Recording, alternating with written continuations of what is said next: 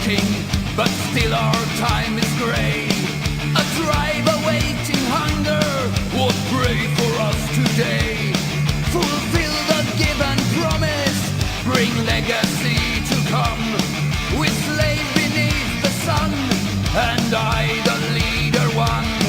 A rising is our wailing, a wolf cry for the moon. Haunted are the hunters, your judgment is our doom.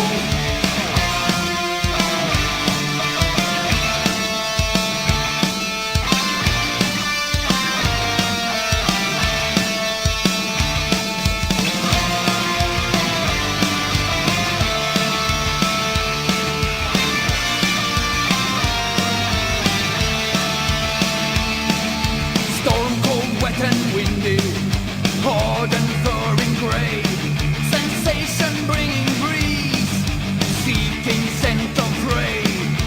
Over crust and silence, wolf will patter on. Yonder in the moonlight, he wolf stands alone. Rising is our wailing, a wolf cry for the moon.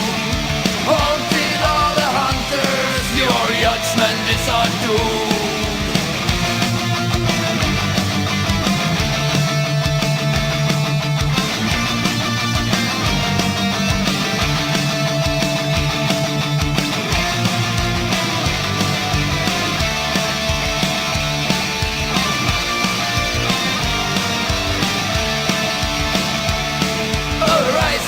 Are waiting, a wolf cry for the moon.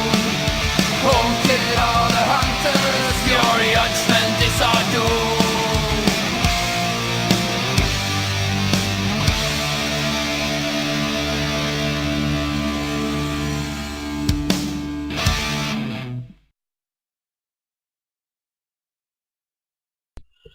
Okay, thank you for that, Tortoise. Great to have you with us. Now folks, as you know, we're kicking off now at 8 p.m.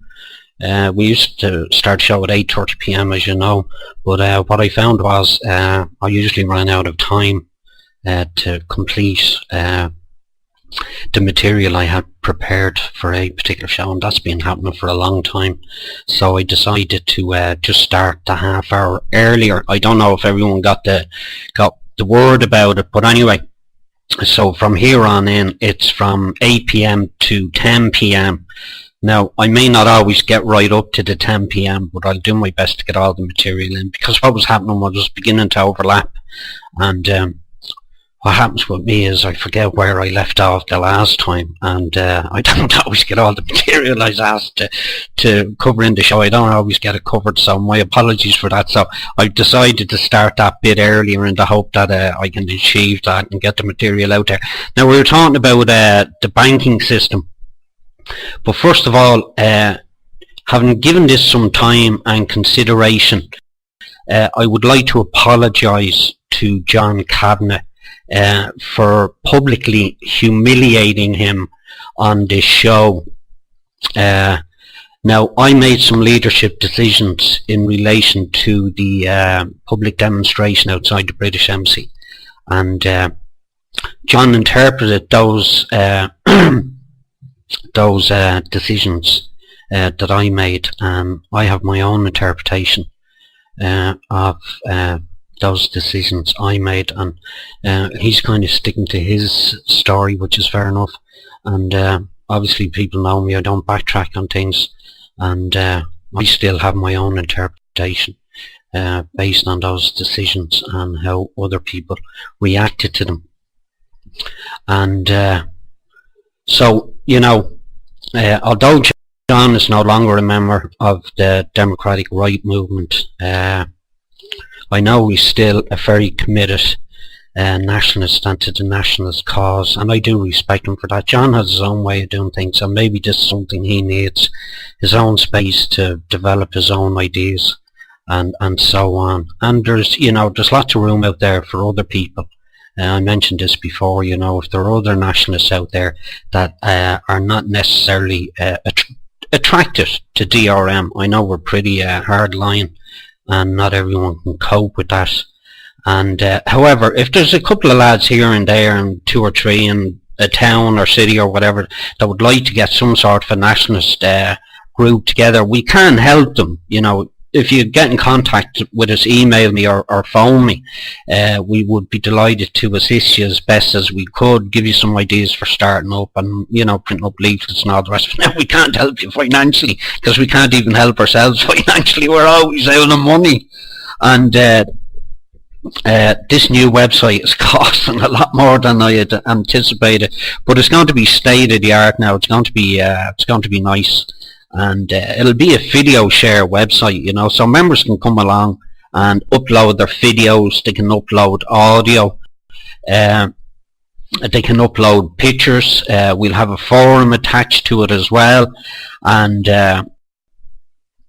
there'll be blogs. You can start up your own blog, and you can start up your own groups and so on. Now, I'll go into more details once the work is completed on it, but it is kind of working out pretty expensive. So in all honesty, if someone wants to send us in a few quid, they need to do it now and do it quick, please. You know, because basically the few quid that we have is eating up now and starting to eat into my pocket as well. I just fucking haven't got it, folks. I honestly do not have it, you know. But it's this will be the DRM flagship,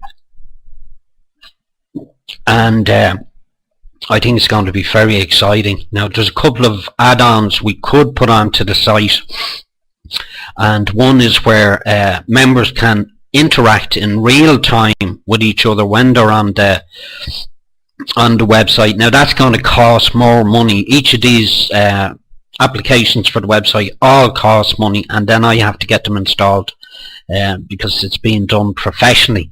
And so if anyone has any money out there, I'd really, really appreciate it. Now, I'm going to discuss the setup we're going to have in relation to membership, and there are going to be membership fees, and it's unavoidable at this stage, because we have to try and get back the cost of actually getting the site built and all the rest of it.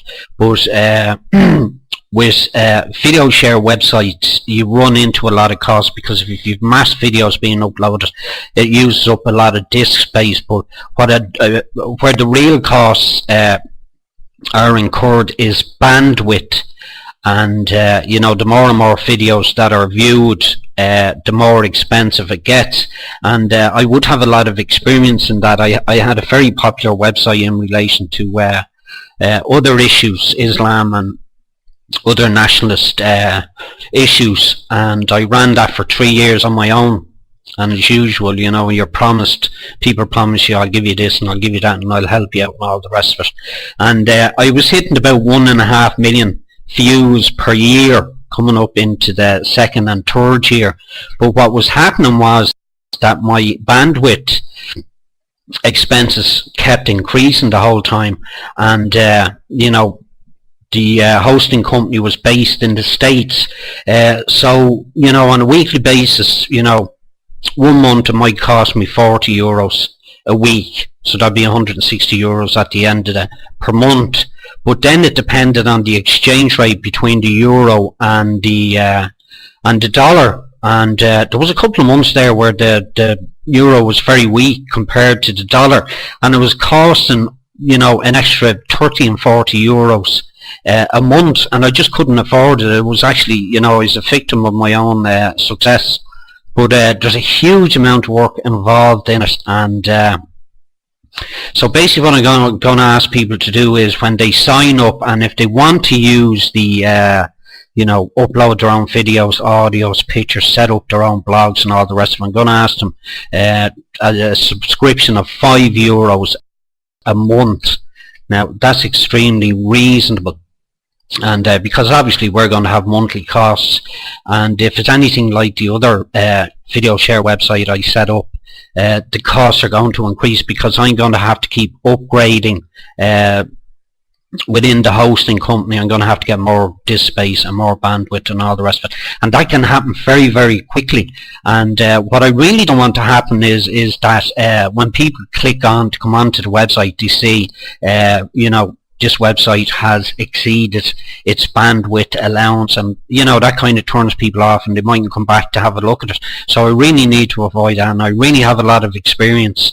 As I said, I ran it for 3 years, but unfortunately it became too successful and I just couldn't afford it.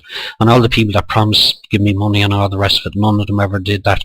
So I have to say this, folks, that when people sign up and they start uploading videos, audios, starting blogs and all the rest of it, that they send us a subscription of €5 within 7 days of signing up on the website, and then €5 each month after that. Okay, that's very, very reasonable. Now, I was hoping I'd get a tenner each off them, but in these times, but nonetheless, people go out at the weekend and they fucking drink 50 and 60 euros worth of drink, you know what I mean, or so five quid a month will help us if we've enough members. And basically, folks, if you don't pay the €5 a month, I'll just have to suspend your account. That's just the way it is. And anyone that knows us, we basically operate, I mean, literally on a shoestring. In fact, any money that we had, any donations that we had, are going into this website, our new website. And as I said, there are a few applications that I would like to add to it, because it'll make it all that more interesting, more interactive and all the rest of it. They're all costing. Say for instance, I'll give you an example. I was saying that members can communicate in real time. Well, that works out at about, I think it's $65, right, to have that installed onto the website. That's about, I think, with the exchange rate at the moment, it's about $48, $49. I haven't got it, but I really want to get it for the website to make it really more interactive. And I've been saying this, we had a static website, and it's not enough, there's not enough interaction. And, this is going to be our flagship. And another thing I want to mention, I'm going to make a video of this anyway, and I'll upload it onto YouTube and all the rest of it, and I'll just go through the details. Now, folks, that DRM are totally committed to freedom of speech, okay? And, however, because we're going to be using a hosting company that's quite restrictive in terms of freedom of speech, we are going to have to work in line with their terms of service, okay? We can't have people now, I know I'm outrageous and I say all kinds of things, but basically what I'm saying is people can't start putting in derogatory words, describing various races and religions, and you know what I mean. You know exactly what I'm talking about, lads.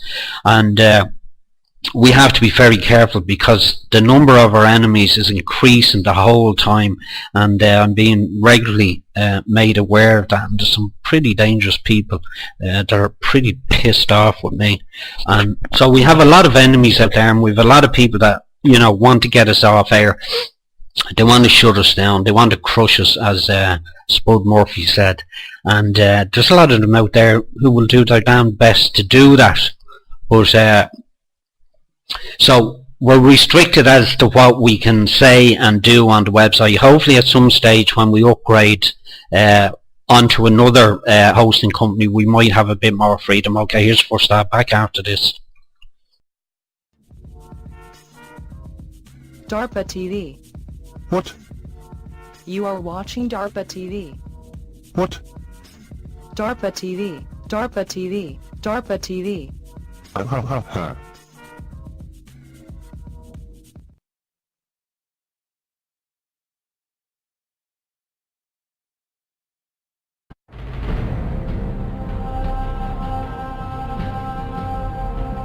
Descending to the Shelter, Apocalypse 2012.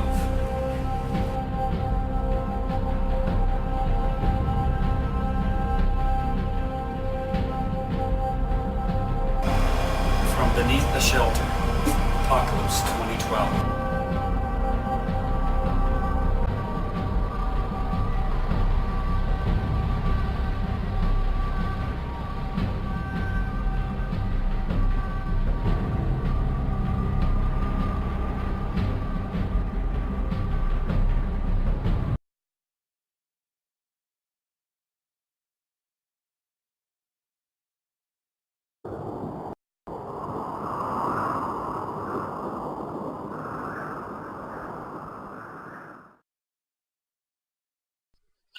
Yeah, well, that's an interesting point you made there, Smoke Without Fire, because we have a huge presence on the internet already, and with heavy promotion of the new website, we'll have probably hundreds of thousands of people coming on to the website. So maybe if we start with 5 Smoke Without Fire, and we'll see what our costs are like.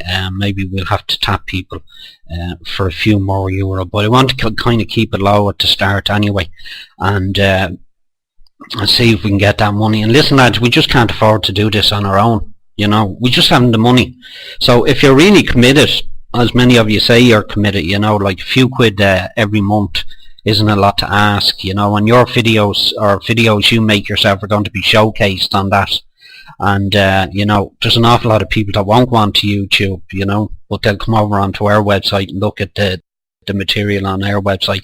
And we want it to be, really interesting and really worthwhile coming along. So we'll be constantly updating and adding new videos, and that'll be up to the members as well, because there's not worse than coming onto a website one day and then coming back a few days later and it's the same videos. We need to be constantly updating it with new videos, and we'll cover a whole wide range of issues. Okay, it's not only going to be about immigration, but there's a huge number of issues, and we've dealt with I've hundreds of issues over the last year, and I think all our video broadcasts are gone. I think there might be some audio podcasts still on the old website. I'm not sure. People were ringing in and texting me, asking me where could they download the video broadcasts. I don't know, lads. They're all gone. All gone off YouTube, so I don't know. But so there you go. Okay, so hopefully we'll have that up and running. I was kind of hoping we'd have it up by this weekend, but I like the idea of that interactive, people being able to interact in real time and that. So that's going to cost extra money. So if anyone has a few quid out there, send it to me, will you? You all know my address, I would imagine now, and or give me a ring or a text or whatever, and help us cover those costs. Okay, was there anything else I wanted to say? Yeah, I mentioned that about John. Yeah, John no doubt will go on, and he's a committed nationalist, and he'll go off and do his own thing, and I wish him the best of luck. And so that's that. Okay, we were talking about banking, and we wanted to start dealing with the banking issue and all the rest of it. And banking bailout is almost a cliche at this stage. Everyone that's any kind of an activist will be, are basically belting away on this, and it's understandable. But people become saturated with it, and they kind of get fed up with it. Now there's rumours they're talking about a second bailout. Now when the likes of Gilmore and Kenny come out and start saying, oh no, you can be absolutely sure there's definitely one on the back boiler there, and they'll spring it on us eventually, I would imagine. And I always remember Dick Roach, this was only about 4 or 5 days prior to them actually coming out and telling the truth. He said, oh no, we haven't been talking to the IMF at all. They've been over here for months. They were so blatant in their lies. It was just, God, I tell you, man, he'd be the first trader I'd have swinging out of the gallows. Just blatant liars. Like, they've been in power for too long. They just thought, they could say anything and get away with it. And actually they did. And I'm surprised they even ended up with the few seats that they had. I was hoping that they would be totally annihilated, like the Greens were, even though they're a tiny party. But I would have loved to have seen Fianna Fáil with absolutely nothing, just wiped out clean. Now I know it doesn't leave a great alternative to the political parties that we have now, but I don't know. Things will change over the years, and hopefully we'll grow and we'll get stronger and stronger. Okay, about the banking, and an awful lot of people don't actually understand the whole banking system, and it's very complex and very confusing for the average person, including myself. And when these marketeers come on and these economists come on, most people just shut off their brain and turn, change over, go over to another channel and all the rest of it, because of all the waffling that they do. Now, something about democratic right movement, and we've said it from the start, economies are like a complex web, okay? It's intricate, it's complicated, and you see, people get caught up with, certain strands within the web. So they get caught up in the web itself, and they can't see beyond that. But we've always said we want the spider that actually wove the web. That's who we want, and that's who we want to crush under our feet. And we know who they are, and over the next couple of broadcasts I will make you aware of that there's a very tiny minority tribe that actually control the world's money supply. I think it's very important for people to be aware of that, who exactly controls the issuance of money and controls basically the economies of the whole world. And these are a very small tribe of people that are a tiny minority within the global population, and they will be exposed over a period of time. Now, basically what I have for you this evening, it's mostly going to be a video broadcast tonight, and I went rooting around YouTube to try and find videos that weren't, academic and wrecking people's heads and, really boring. So I've got ones that I felt, people would sit and actually listen to, but they have the essential ingredients, the essential truth, and they explain quite well how exactly this web has been woven. So I think that's going to be good. Let me see. Smoke Without Fire, if anyone comes on the broadcast, will you just text, or on the comment box, just text me if you think I need to close it off. Okay, folks, I forgot to mention this. If you'd like to interact with me on the show, all you have to do is sign up, get yourself the username DARPA TV, and DARPA TV, and once you have a username, you can, if you'd like to come on air with me live, you can do it in two ways. You can do it by audio if you have a headset or you have a microphone. If you're not too shy, you can use your webcam. If you want to come on air with me, then just click, you'll see a pair of lips, just click on that and I'll get an on-air request here on my virtual control panel. You'll also see a button with a question mark on it. If you'd like to send me a question directly, you can do that. Just click on that and send it to me on it again, and that'll come up here on my virtual control panel. For those people that aren't familiar with signing up with social networks and so on, or anyone else if you'd like to, you can text me during the show, okay? And the number is 085786072. That's 085786072. And hopefully you will do that. Let me see, we've an ad coming up now in 10 minutes. Was there anything else I wanted to mention to you while I'm here? No. Okay. Let me see.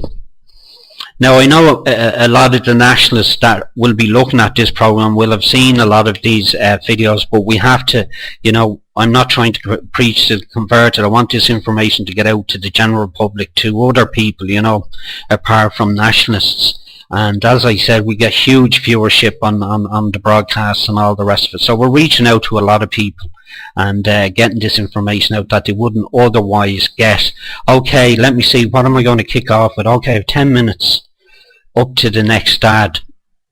So this is basically understanding the banking scam, and I'm going to kick off with that now. So the rest of the show is basically going to be videos. I'm going to take I'll take about 2 music breaks to give you a chance and, digest whatever. See if you can keep your head around these videos. But they're presented in a way that they're not real heavily academic and they're going to put you to sleep. I might put you to sleep, but anyway, hopefully these won't. Okay, I'm going to kick off with the first one here.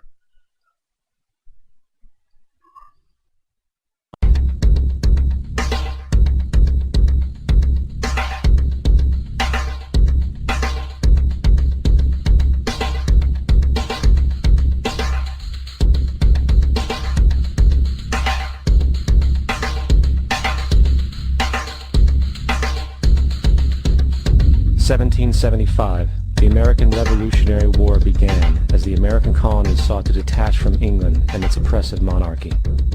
Though many reasons are cited for the revolution, one in particular sticks out as the prime cause: that King George III of England outlawed the interest-free, independent currency the colonies were producing and using for themselves, in turn forcing them to borrow money from the Central Bank of England at interest, immediately putting the colonies into debt.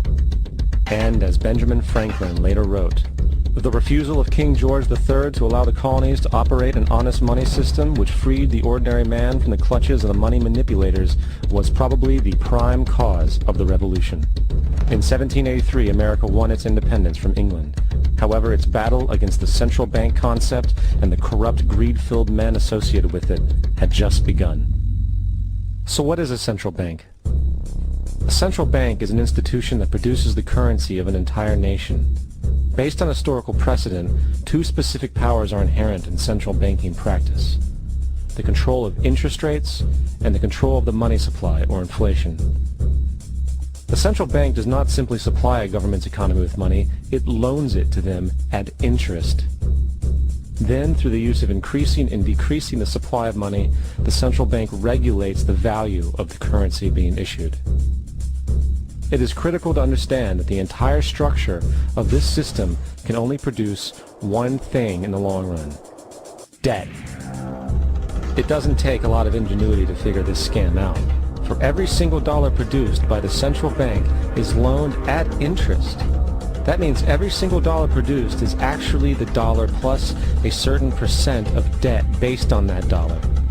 And since the central bank has the monopoly over the production of the currency for the entire country, and they loan each dollar out with immediate debt attached to it, where does the money to pay for the debt come from?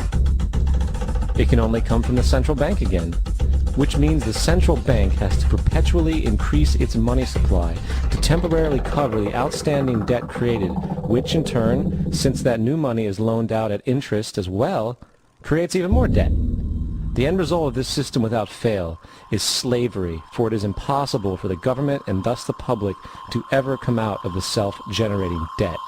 The founding fathers of this country were well aware of this.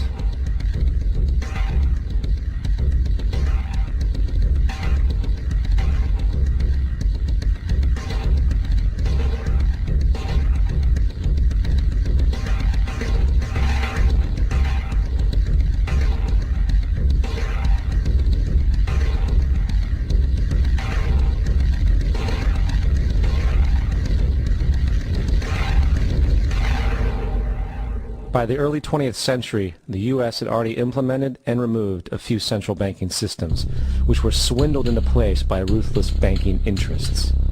At this time, the dominant families in the banking and business world were the Rockefellers, the Morgans, the Warburgs, the Rothschilds. And in the early 1900s, they sought to push once again legislation to create another central bank.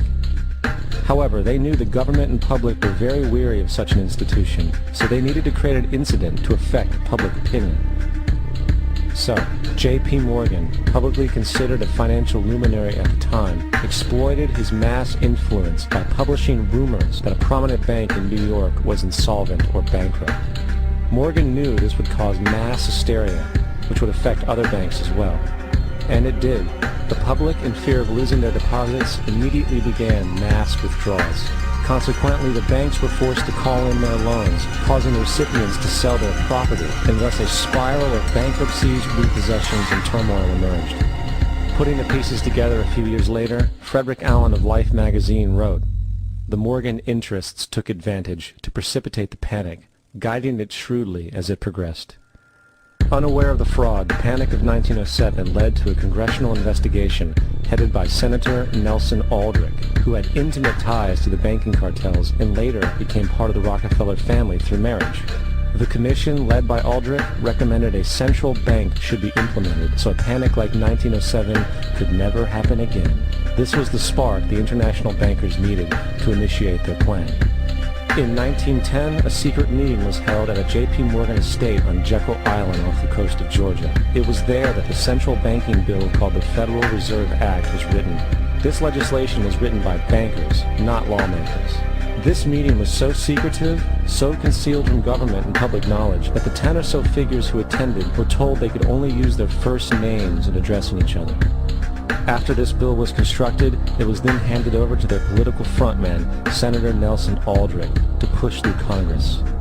And in 1913, with heavy political sponsorship by the bankers, Woodrow Wilson became president, having already agreed to sign the Federal Reserve Act in exchange for campaign support. And 2 days before Christmas, when most of Congress was at home with their families, the Federal Reserve Act was voted in, and Wilson in turn made it law. Years later, Woodrow Wilson wrote, in regret,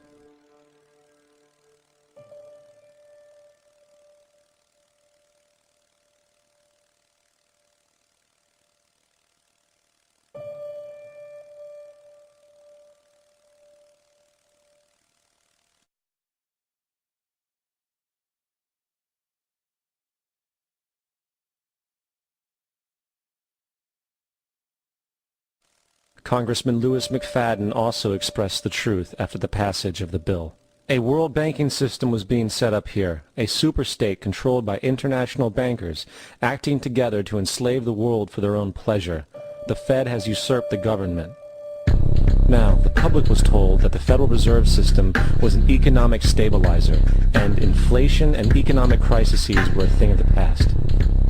Well, as history has shown, nothing is further from the truth. The fact is, the international bankers now had a streamlined machine to expand their personal ambitions. It's alive! It's alive! It's alive! For example, from 1914 to 1919, the Fed increased the money supply by nearly 100%, resulting in extensive loans to small banks and the public. Then, in 1920, the Fed called in mass percentages of the outstanding money supply, thus resulting in the supporting banks having to call in huge numbers of loans, and, just like 1907, bank runs, bankruptcy, and collapse occurred. Over 5,400 competitive banks outside of the Federal Reserve System collapsed, further consolidating the monopoly of a small group.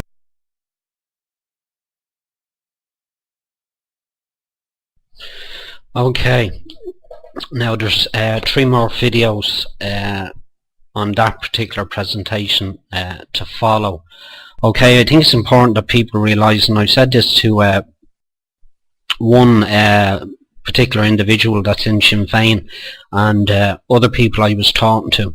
You've seen how the Great Recession was actually, or the Great Depression was actually engineered by various groups like Wahlberg and Morgan and so on, and I know many of us seen these people jumping out of buildings and committing suicide and all the rest of it, but these bankers literally made billions and billions, and billions back then was, you know, like trillions nowadays.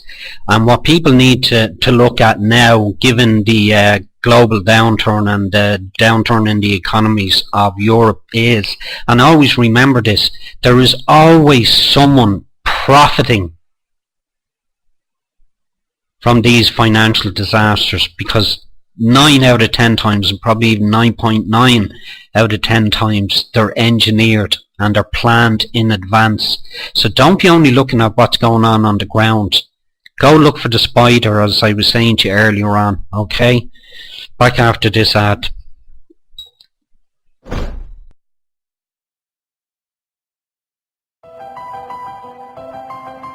This is the Technology Remake.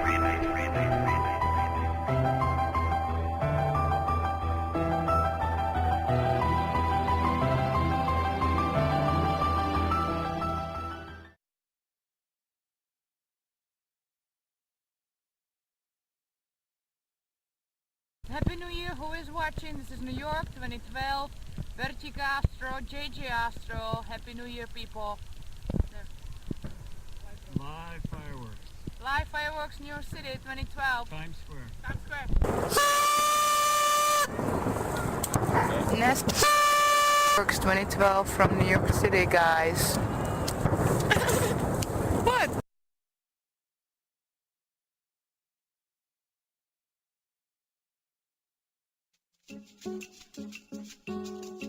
You are watching DARPA Televisión.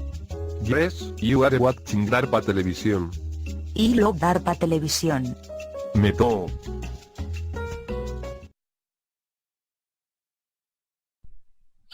Okay. And another thing I want to point out, I know these videos were actually made in the States, but it's the same. The global banking system is exactly the same.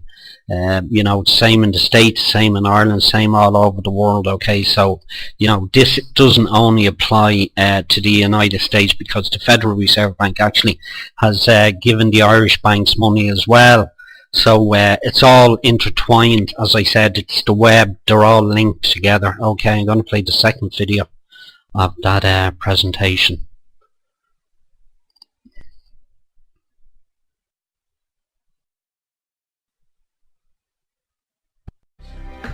Privy to this crime, Congressman Lindbergh stepped up and said in 1921, "Under the Federal Reserve Act, panics are scientifically created. The present panic is the first scientifically created one, worked out as we figure a mathematical equation." However, the panic of 1920 was just a warm-up. From 1921 to 1929, the Fed again increased the money supply, resulting once again in extensive loans to the public and banks. There was also a fairly new type of loan called a margin loan in the stock market. Very simply, the margin loan allowed an investor to put down only 10% of a stock's price, with the other 90% being loaned through the broker. In other words, a person could own $1,000 worth of stock with only $100 down. This method was very popular in the roaring 1920s, as everyone seemed to be making money in the market. However, there was a catch to this loan. It could be called in at any time and had to be paid within 24 hours. This is termed a margin call, and the typical result of a margin call is the selling of the stock purchased with the loan. So, a few months before October in 1929, J.D. Rockefeller, Bernard Baruch, and other insiders quietly exited the market, and on October 24, 1929, the New York financiers who furnished the margin loans started calling them in masse. This sparked an instantaneous, massive sell-off in the market, for everyone had to cover the margin loans. It then triggered mass bank runs for the same reason, in turn collapsing over 16,000 banks, enabling the conspiring international bankers to not only buy up rival banks at a discount, but to also buy up whole corporations at pennies on the dollar. It was the greatest robbery in American history. But that didn't stop there. Rather than expanding the money supply in order to recover from this economic collapse, the Fed actually contracted it, fueling one of the largest depressions in history. Once again outraged, Congressman Louis McFadden, a longtime opponent of the banking cartels, began bringing impeachment proceedings against the Federal Reserve Board, saying of the crash and depression, it was a carefully contrived occurrence. International bankers sought to bring about a condition of despair so that they might emerge the rulers of us all. Not surprisingly, and after 2 previous assassination attempts, McFadden was poisoned at a banquet before he could push for the impeachment. Now, having reduced the society to squalor, the Federal Reserve bankers decided that the gold standard should be removed. In order to do this, they needed to acquire the remaining gold in the system. So, under the pretense of helping to end the Depression, came the 1933 gold seizure. Under the threat of imprisonment for 10 years, everyone in America was required to turn in all gold bullion to the Treasury, essentially robbing the public of what little wealth they had left. And at the end of 1933, the gold standard was abolished. If you look at a dollar bill from before 1933, it says it is redeemable in gold. If you look at a dollar bill today, it says it is legal tender, which means it is backed by absolutely nothing. It is worthless paper. The only thing that gives our money value is how much of it is in circulation. Therefore, the power to regulate the money supply is also the power to regulate its value, which is also the power to bring entire economies and societies to its knees.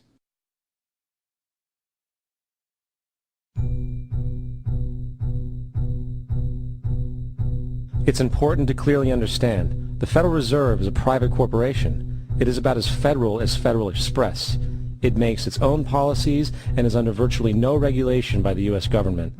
It is a private bank that loans all the currency at interest to the government, completely consistent with the fraudulent central banking model that the country sought to escape from when it declared independence in the American Revolutionary War.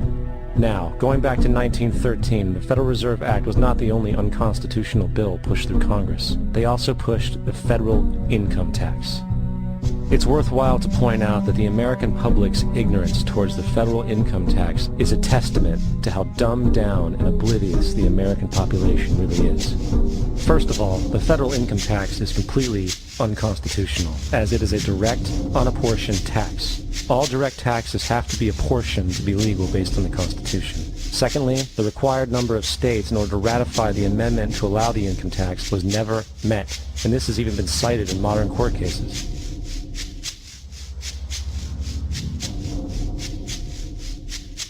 Third, at the present day, roughly 35% of the average worker's income is taken from them via this tax. That means you work 4 months out of the year to fulfill this tax obligation. And guess where that money goes? It goes to pay the interest on the currency being produced by the fraudulent Federal Reserve Bank, a system that does not have to exist at all. Not 1 cent of this tax goes towards any governmental program whatsoever. Not 1 cent. The money you make working 4 months out of the year goes almost literally into the pockets of the international bankers who own the private Federal Reserve Bank. And fourth, even with the fraudulent government claim as to the legality of the income tax, there is literally no statute, no law in existence that requires you to pay this tax. Period.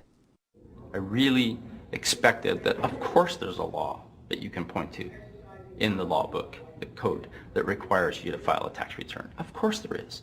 I was at that point where I couldn't find the statute that clearly made a person liable, at least not me and most people I know, and I had no choice in my mind except to resign. Based on the research that I did throughout the year 2000 and that I'm still doing, I have not found that law. I've asked Congress, we've asked a lot of people in the IRS commissioners, helpers. They can't answer, because if they answer, the American people are going to know that this whole thing is a fraud. I haven't filed an federal income tax return since I left. I have not filed a tax return since 1999. The income tax is nothing less than the enslavement of the entire country. Now, the control of the economy and the perpetual robbery of wealth is only one side of the Rubik's Cube the bankers hold in their hands. The next tool for profit and control is war. Since the inception of the Federal Reserve in 1913, a number of large and small wars have commenced. The three most pronounced were World War I, World War II, and Vietnam. World War I. In 1914, European wars broke out centered around England and Germany. The American public wanted nothing to do with the war. In turn, President Woodrow Wilson publicly declared neutrality. However, under the surface, the U.S. administration was looking for any excuse it could find to enter it. Woodrow Wilson's top advisor and mentor was Colonel Edward